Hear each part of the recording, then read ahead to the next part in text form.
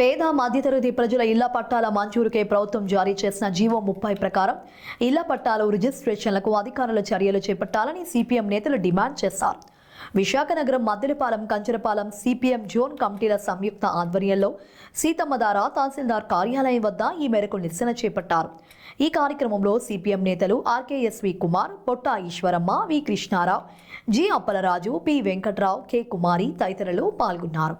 ఈ సందర్భంగా కృష్ణారావు మాట్లాడుతూ ఎన్నో ఏళ్లుగా ప్రభుత్వం పోరంబోకు, కొండవాలు ప్రాంతాల్లో ఉంటున్న వారికి పట్టాలు మంజూరు చేయాలని డిమాండ్ చేశారు. పేదలకు ఇళ్ల పట్టాలు మంజూరు చేసి వారికి కనీస మౌలిక వసతులు కల్పించాలన్నారు.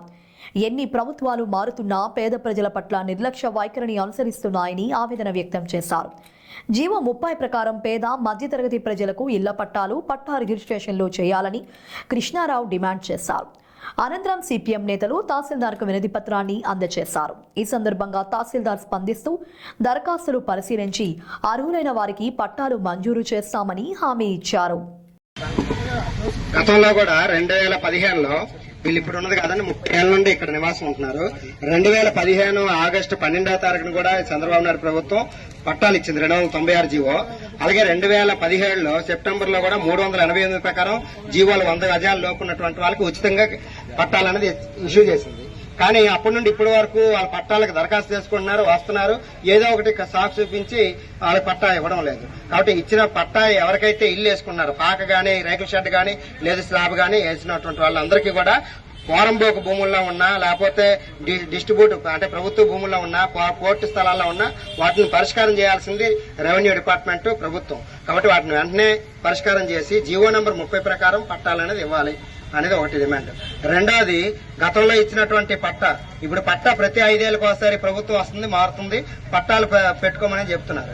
అలా కాకుండా ఈ పట్టాలకు రిజిస్ట్రేషన్ చేయాలని చెప్పి మేము ఎప్పటి నుండి డిమాండ్ చేస్తున్నాం. ఆ డిమాండ్ ప్రకారంగా రిజిస్ట్రేషన్ చేస్తామని చెప్పింది ప్రభుత్వం.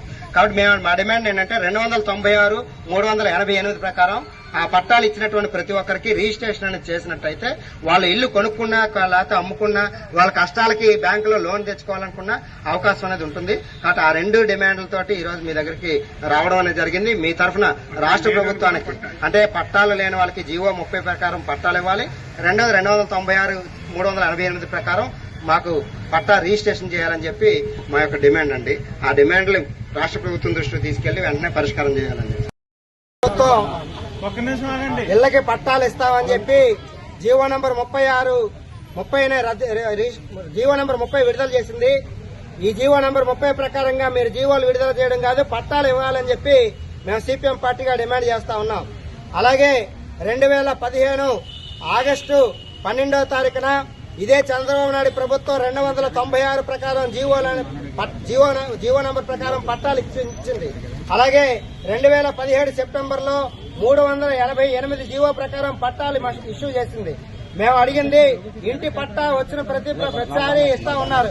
ప్రతిసారి ప్రతి ప్రభుత్వం పట్టాలు ఇచ్చుకుంటూ పోతే ఉపయోగం లేదు. ఈ పట్టాల వల్ల ఎటువంటి ప్రయోజనం లేదు. ఈ పట్టాలని రిజిస్ట్రేషన్ చేయాలని చెప్పి మేము సిపిఎం పార్టీగా గత 25 ఏళ్ల నుండి మేము డిమాండ్ చేస్తా ఉన్నాం. చంద్రబాబు నాయుడు మేము ఖచ్చితంగా దాన్ని రిజిస్ట్రేషన్ చేస్తాం. ఆ రిజిస్ట్రేషన్ ఆధారంగా మీరు బ్యాంక్ లోన్లో తీసుకోవచ్చు. ఆ బ్యాంక్ రిజిస్ట్రేషన్ ఆధారంగా మీరు లావాదేవీలు అమ్ముకోవచ్చు, ఇల్లు అమ్ముకోవచ్చు, కొనుక్కోవచ్చు అని చెప్పి చెప్పినటువంటి ప్రస్తావన చేసినటువంటి పరిస్థితి. కానీ ఈ రోజు ప్రభుత్వం అధికారంలోకి వచ్చిన తర్వాత ఇళ్లకి పట్టాలనేది ఇవ్వడం లేదు. అలాగే ఈ గతంలో ఇచ్చినటువంటి 296, 388 జీవోకి పట్టాల రిజిస్ట్రేషన్ అనేది చేయడం లేదు.